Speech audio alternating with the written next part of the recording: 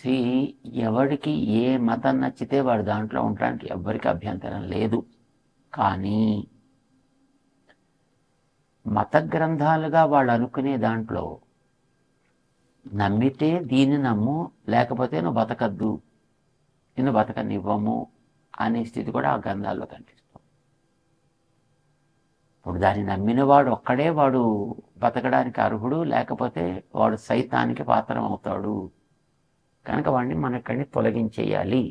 తొలగిస్తే అది వాళ్ళ దైవానికి ఇష్టం, ఆనందం కలిగిస్తుంది అనే భావన వాళ్ళల్లో ఏర్పడేటట్లుగా వాళ్ళ గ్రంథాలు చేస్తున్నాయి.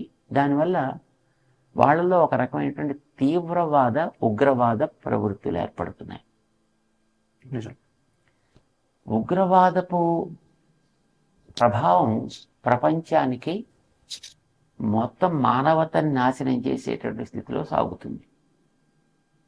అది లేని జాతి ఒక్క మన జాతే. మన గ్రంథాల్లో ఎక్కడ దీన్నే నమ్ము, లేకపోతే ఆ నమ్మని వాడిని బతకనివ్వకు అనేది ఎక్కడ మన దగ్గర చెప్పరు.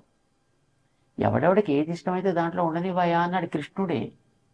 దేవాన్ దేవయజో యాంతి, పితॄన్ యాంతి పితృవ్రత, భూతాని యాంతి భూతేజ్యా, యాంతి మధ్యాజనోపి మాం. ఎవరికి ఏది ఇష్టమైతే వాళ్ళకి హాయిగా చేసుకునేవాయా, వాళ్ళు అనుకుందాన్ని వాళ్ళు పొందుతారని భగవద్గీతలో చెప్పాడు ఆయన.